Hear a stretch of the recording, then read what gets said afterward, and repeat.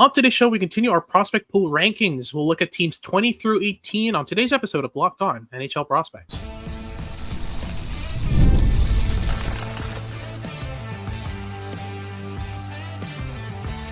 You are Locked On NHL Prospects, part of the Locked On Podcast Network. Your team every day. Hello and welcome back to Locked On NHL Prospects, part of the Locked On Podcast Network, your team every day. On this podcast, we break down everything prospects related for you 5 days a week, Monday to Friday. I'm Hadi Kalikesh, a QMJHL scout for Elite Prospects, with Sebastian High, a USHL and crossover scout for Elite Prospects. And on today's show, we'll be breaking down teams 20 through 18 in our prospect pool rankings. We'll continue our countdown to number one in the best prospect pool in the NHL. But for the moment, we'll talk about Colorado, Vancouver, and Winnipeg in our first, second, and third segments. Before we get into any of that, though, today's episode is brought to you by FanDuel. Make every moment more. Right now, new customers can get up to $150 in bonus bets with any winning $5 moneyline bet. It's $150 if your team wins, so visit FanDuel.com/lockedon to get started. If you're watching on YouTube, remember to like and subscribe. Let us know in the comments what you think of the episode, what you think of our rankings. And if you're listening on your favorite podcasting platform, please leave us a rating review and make sure to make us your first listen of the day. Now, we haven't seen each other in terms of these prospect pool rankings since last week, so let's kind of refresh you on what the criteria are and what the segments will be in and of themselves. So the criteria are fairly simple. For skaters, you have to be under 22 years old. 22 years old and under. And you have to have 41 NHL games played, less or under.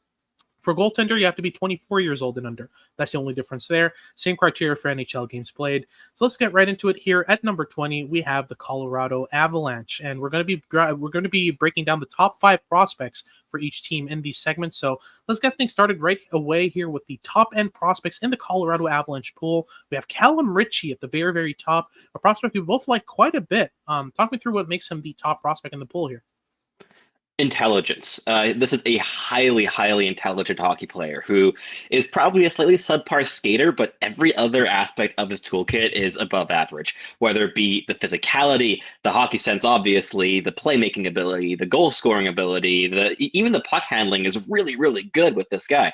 Ritchie was in his draft year kind of a one-man show with the Oshawa Generals, but had a lot more support last year with Beckett Seneca specifically there in Oshawa. And I mean, they went all the way to the OHL finals where they got beat pretty easily by the London Knights, but they were hanging in it up until then. And this is a player who I think is going to be an excellent middle six centerman in the NHL for a very long time, with significant second line upside within that. And he can also play up the lineup in case of injuries because he is so intelligent. And for me, he's like very, very clearly the pick of the litter in this Colorado prospect pool. He's the one that elevates the pool and is why Colorado is here at number 20 on our list, because he's able to really be a massive difference maker with how he processes the game.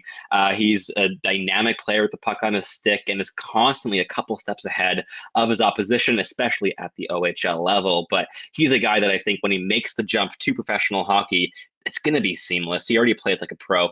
And I think that Colorado got an absolute gem there in the late first round a year ago at 27th overall. Absolutely. And, he's a prospect who I believe we both had ranked in the top 15 at various points in the draft year. Maybe slipped out of that. I think it was 17th or something like that in my final rankings. But he was around there for me too. Yeah, and he was a prospect we had ranked higher than where he went for sure. I was really surprised to see him drop to Colorado, and that's what's so impressive with Colorado. They tend to pick up some really good value with their selections, even despite being perennial contenders for this at this point now. They have the likes of McKinnon and Rantanen and Landeskog and Makar and others, in the lineup that look really, really good, but they're still able to pick up these pieces here and there that keep them in contention in the 20s here for prospect pools. So yeah, Calum Ritchie is a great example of that. Mikhail Gulyayev is also a great example of that, and he's number 2 in our rankings here for the Colorado Avalanche. And Gulyayev is a really interesting prospect. Left shot defenseman, really mobile, really confident in his two-way skill as well. He's able to move up the ice and make offensive plays, but he's also really good at defending the rush, using his high-end skating in order to shepherd opponents to the side, kind of get them out of contention on rushes, and just a really reliable player in all 3 zones as well. But you've watched a decent amount of Gulyayev, not just in his draft year, but since. What's your read on Gulyayev overall? What's his kind of potential here for the Colorado Avalanche? Definitely in a top four role. Like I think the mobility is like bar none elite. He's one of the best like skaters and movers outside the NHL today. Yeah. And he like offensively with the puck on his stick, he really shines brightly. I think that the amount of like lateral mobility he's able to sift into his puck rushes is one of the reasons that he does shine so brightly in transition. And I think that despite being 5'10" and 172 pounds, the left shot defenseman, he has significant upside. And especially once he does make the leap to the NHL, the amount that he'll be able to learn from players like Devon Taves, Cale Makar, obviously, but also Sam Girard. I think there's a lot of players that are, in terms of mold, approach the game in similar ways to Gulyayev, and combining the level of intelligence he has with the puck handling ability and the elite mobility really makes up for his subpar physicality. And as you mentioned, he matches skating off the rush really, really well. He's gotten a lot better with his stick work while defending transition as well. And obviously, he's not the best at defending the cycle, being 5'10" and despite the level of mobility and intelligence, he can still be exploited in those situations. Still a player that I think is definitely a net positive, and the amount of value that Colorado got here out of their two late first rounders in 2023 is spectacular, with both Ritchie and Gulyayev. But they're not the only names in this prospect pool. There are other players that we also like a bunch. Start me off here with Sean Behrens, our number 3 guy in this prospect pool, who you watched a bunch last season with the University of Denver in all of the Z William tape. Absolutely. Sean Behrens is such an interesting prospect because he's a 5'10", 175-pound left shot defenseman, but he's one of the most violent defensemen outside of the NHL. He's really aggressive. He loves to throw the body. Very, very reliable in body on body situations, whether it's a net front or battling for possession along the boards. Escaping pressure as well, something he's really good at. He's a high-end passer as well. He's able to distribute the puck really well from the back end, whether he's quarterbacking a power play at the blue line or whether he's kind of breaking the puck out at high speeds. He was one of the reasons why Denver was so effective and won the national championship in the NCAA. Is that he's just so reliable in all 3 zones. He catches you off guard with how physical he is. You think you have more space, more time than you do. You think you can handle him physically and kind of shrug him off, and he just pins you along the boards. He throws the body into you, and you're off the puck. He's a surprisingly physical player, and that works in his favor. But primarily with Behrens, it's all about hockey sense. The reason he's so good physically is because of timing. It's because of awareness. It's because of knowing when and how to apply his physical sense. The reason he's such an effective passer, same thing. He chooses the right passes, puts the right weight on him, releases a pass with the right timing, uses the right type of pass in order to move the puck up the ice. So overall, Behrens is a really interesting prospect. And then we have a pair of goaltenders here at number 4 and number 5 in the rankings. Ilya Nabokov, the KHL goaltender of the year in the KHL. He was the MVP for Magnitogorsk in the KHL as well, playoffs, and was really, really impressive. He's an undersized goalie at 6 foot. He was just drafted, but he's 21 years old. But I think there's a ton of potential here. He's already dominating in the KHL. Odds are that he moves over to North America and continues that dominance. He's a really good puck tracker, really good with his posts, really good at sealing his posts on corners and stuff like that. So just a really reliable, really smart, and really toolsy goaltender as well. And then we have Justice Annunen here at 5, who's been pretty good in the AHL so far for the Colorado Eagles. He played 14 NHL games, put it up a .928 save percentage. It is the Avalanche. Not bad. But that's not bad. And he's also put up a .908 save percentage in 23 games in the AHL as well. So a goaltender who's just kind of scratching the surface. He's 24 years old. He's going to age out next year from our criteria of eligibility for goalies. But I think there's decent value here. And, the Avalanche could be set with a decent goaltender moving forward in terms of the immediate. Then you have a bunch of honorable mentions. Oscar Olofsson. You have Jean-Luc Foudy, who maybe hasn't developed the way we thought he would, but he's still a decent prospect. And a prospect that's a favorite of both of us because of how smart he is. Torrey Pittner. I'll give you an opportunity to close off this segment by talking about Torrey Pittner here. Yeah, absolutely. I think for anybody that has yet to do so, if you have an Elite Prospect subscription and access, read any article that contains Torrey Pittner. There've been a couple over the last season, whether it be an interview or even an article that was written alongside Torrey Pittner, because he reads the game fantastically well. The understanding he has of his position, of his league, of just the game of hockey in general is really impressive. So a highly intelligent player who's physical tools don't quite match up with the brain, but if he doesn't make it or cut it as a prospect on the ice, he's going to have a very long career ahead of him in some type of hockey role.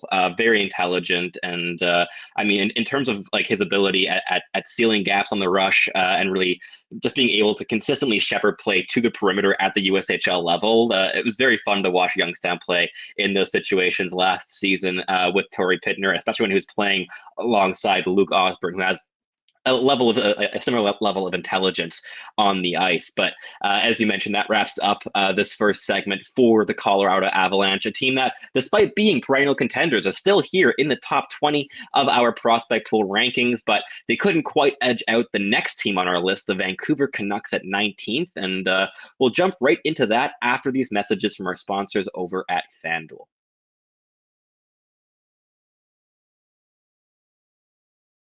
So you've heard us talking about FanDuel for quite a while now, and now through September 22nd, all FanDuel customers can bet $5 and get a free 3-week trial of the NFL Sunday Ticket from YouTube and YouTube TV. Then with a YouTube TV base plan, you'll be able to watch every regular season Sunday out-of-market afternoon game. All you need is a Google account and a current form of payment, and you can cancel anytime.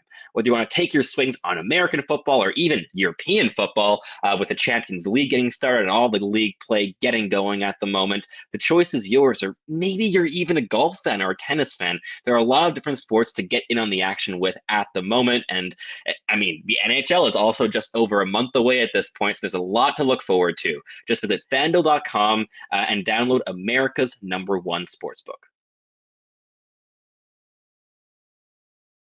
Alrighty, so moving on to number 19, we go to the Vancouver Canucks here at 19th overall. They've got a decent prospect pool as well. They've accumulated some decent pieces over the past year. I think there's a clear top two here, but there's also a decent amount of depth here in terms of what they bring to the game. So let's talk first and foremost about Jonathan Lekkerimaki. I think he's the clear standout here at number one for Vancouver, with their number two guy not being too far behind. But for me, Lekkerimaki, his progression over the past year, his move to Örebro in the SHL has been key for his game. He put up 31 points, including 19 goals in 46 SHL games this past season. A lot of his game flows through the shot, right? Absolutely. He has he has such a wicked release. And in terms of players that have yet to play an NHL game worldwide, I don't think you can name 3 or 5 players with a better release than he has. Like as you mentioned, he played excellent hockey with Örebro last season, logging 19 goals and 31 points through 46 games. He's a bit undersized at 5'11", 172 still, but it's all off puck movement with Lekkerimaki. He's also a really good puck handler, so he's able to get the puck himself to dangerous areas. And I also have thought that his intelligence, his hockey sense, has taken some really important steps since being drafted. I had a lot of doubts in his draft year. I ranked him 27th overall at that point, but the development that he's had since then has just skyrocketed his stock. And yeah, as you mentioned, a wicked release, but there's a lot more to his game that he's added since being drafted, and that added level of nuance is why he is for us quite clearly the number one guy in this Vancouver prospect pool. But as you mentioned, there's another guy who's right up there, and that was last year's first-round draft pick in Tom Willander, who played a pretty solid season at Boston University as a college freshman, but didn't necessarily stand out massively with his dynamic play or anything, but just bring a really consistent two-way impact, playing in that BU top 4 and letting Lane Hutson do his thing in terms of creating offense, right? Absolutely. I think Willander had his best moments next to Lane Hutson on the top pair.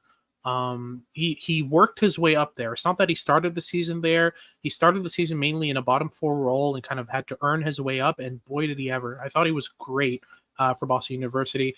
The two-way impact in his game is fantastic. He's a really smooth skater with really good shutdown kind of properties in his game. And for me, overall, you'd be hard pressed to find a better fit there for Lane Hudson. He's a fantastic skater, really good physically, responsible defensively. He tends to push plays to the outside and kill plays off the rush really, really well in his own zone. He improved his ability to get physical, to box out the net front, to use his frame to better use as a 6'1", 180, 85 pound right shot D. Overall, there's a lot about his game that's just, trend setting in terms of the way that he applies his game as a Swedish defenseman. Yes, he's a smooth skater, which is typical for Swedish D-men. He's a lot more physical and a lot more reactive when it comes to facing pressure than most Swedish defensemen already are. And I thought that his move to Boston University was really key to explore that even further, because one of the biggest hurdles for Swedish defensemen coming out of the J20 or the SHL and moving to North America is the way you experience forechecking pressure is completely different. You have a lot less time and space. At least in the KHL, there's a decent amount of forechecking pressure. SHL hockey is a bit more tactical and offers a bit more time and space on both sides of the ice. So that's always been the biggest hurdle for Swedish defensemen coming to the NHL is you're suddenly faced with two guys just barreling down on you at full speed and you have half a second to react. I think Wilander's already explored that area of his game, is getting way, way better at it. So that's really been impressive from him. Then after that, you have another Swedish defenseman who has the same name as a current Vancouver Canuck. Elias Pettersson has been very, very interesting. In Vancouver, they call him DPD. I like the name. So one of the only workarounds to having two guys with the exact same name from the same nation in your team. Talk me through his game. What's made him so useful? And he's having a pretty decent prospect tournament right now as well, right? He absolutely is. This is a player who's taken some really big steps since being drafted 80th overall 2 years ago in the 2022 draft. He's a 6'2", 185-pound left shot defenseman who played some excellent hockey in Hockey Allsvenskan with Västerås last season. He got into 34 games. He scored 3 goals, 14 points, and was playing really important defensive minutes for that team. He's not going to be a player that's going to be dazzling you with his offense at the NHL level, but he is really intelligent, very composed. His consistent gap while defending the rush is one of his bigger strengths, in my opinion. And he's also able to leverage his frame to box out opposition against the cycle. But overall, this is a player that I think could be up like a second pairing guy for the Canucks long term. I still think he needs another year or two under his belt before he's able to take on the type of workload at the NHL level, but he's developing really nicely, and the year-on-year progression and trajectory with his development is one of the better ones in the Vancouver system. That said, I think it is basically a coin toss between him and the number 4 guy on this list, a player who was excellent in the NHL playoffs for the Vancouver Canucks, and Arturs Shilovs, like the Latvian goaltender, really stepped up in the absence of Thatcher Demko last year. 6'4", 203 pounds, 23-year-old left-catching goaltender who was drafted 156th overall in 2019. Goaltenders are voodoo. That happens. You always have some players come out of nowhere, and he's basically above average across the board in terms of tools, right? Yeah, absolutely. He's a really good skater in the crease, very reactive. I think the only real concern I have with Shilovs is a struggle when it comes to screenshots. So the puck tracking does need some work. I think his post control does need work as well. But overall, with Shilovs, it's just you've got an athletic goalie with a good frame, really good footwork. Uses his depth to kind of get around his lack of puck tracking by staying deep. He gives himself more time to kind of identify the puck and react to it. But overall, for me, it's just if Shilovs is going to succeed in the NHL and be a long-term starting goaltender, it all goes through his ability to improve his puck tracking skills and his ability to keep his eye on the puck through screens, through layers of screens there. So that's going to be the key thing for him. And lastly, in our top 5 here, we have Aatu Räty, who has developed decently well. He put up a 50-point season in the AHL this past year. He's on the way up. There's some progression there. It's just that Räty was a player who, in his draft year a couple of years ago, was initially identified as potentially a number 1 pick in the draft, and quickly slipped out of the first round. Was picked up in the second round there, was acquired by the Canucks in the trade for Bo Horvat. And since then, the progression has been decent, but not overwhelming. For a 21-year-old, 50 points in 70 games in the AHL is decent, but you don't want him to stay in the AHL too long, because the AHL is less of a development league and more of a sorting league. That's where you separate between your potential NHL guys and your perennial AHL guys. And the longer Ratu stays in the AHL, the more chances he has of becoming a perennial AHLer. So in terms of the hockey sense, the passing, the physical game, all those are pretty advanced. And I think that he's got a decent shot at being an NHLer for Vancouver, maybe as soon as this next season, but we'll see what happens on that end. Let's close things off quickly with a couple of honorable mentions. Sawyer Minio is a decent prospect in the pool. Anthony Romani and Melvin Fernstrom, who they just picked up in the 2024 NHL draft, are decent. I like Romani a bit more than Fernstrom in terms of this really smart passer with a really heavy shot as well. Maybe not the paciest or the fastest player on the ice, and being kind of average size doesn't really play in his favor. On the flip side, you have Melvin Fernstrom was a poor skater with poor physical tools. I think he thinks the game decently well, but mainly it's about tools in terms of puck skills with him. That's what made him the first pick in the 2024 NHL draft for Vancouver. But we'll see how his progression goes. But that's our second segment done. We'll get into our third, where we talk about the Winnipeg Jets here. We'll look at their top 5, their honorable mentions, and why they're at 18 in just a sec. But just before, a quick word from our sponsors here at Locked On NHL Prospects.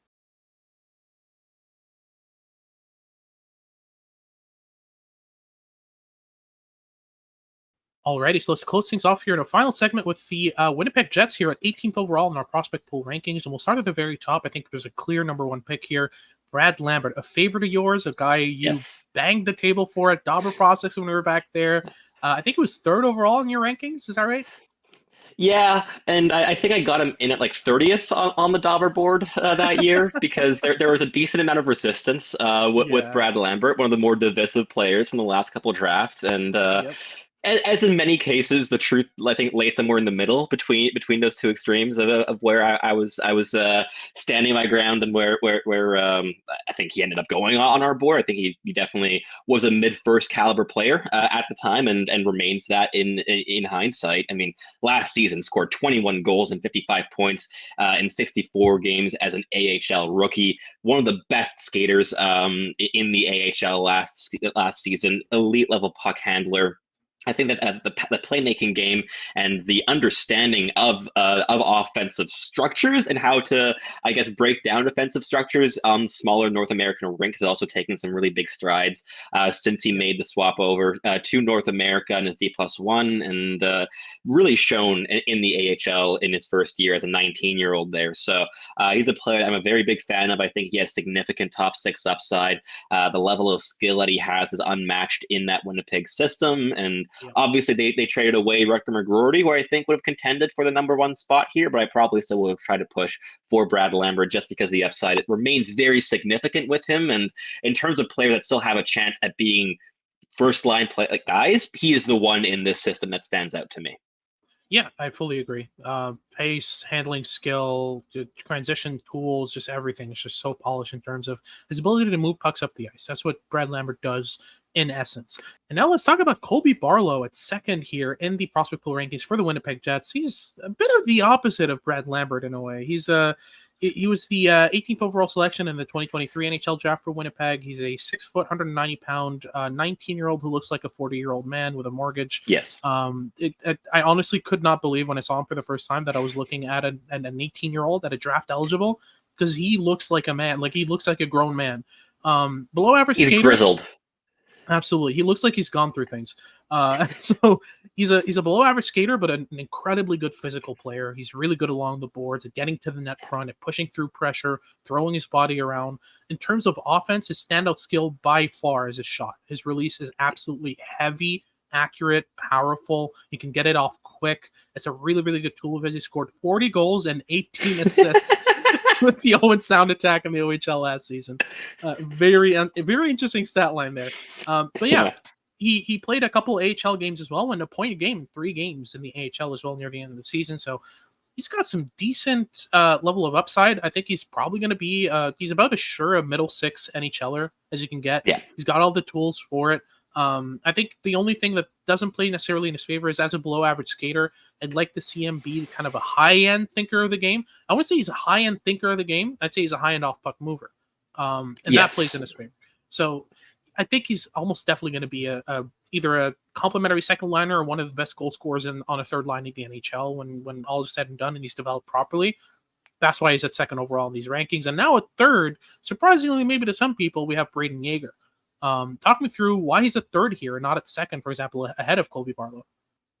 Colby Barlow is extremely projectable, as you just mentioned. He has a very clear array of strengths and weaknesses, and he's been developing precisely along those lines. They've been doubling down his development on what he does well, which I think is exactly what he needed to do, because he's a very north-south linear player who gets the puck to dangerous areas and can finish his chances and finish his checks. That's what Colby Barlow does, and he's going to do that at the NHL level pretty well.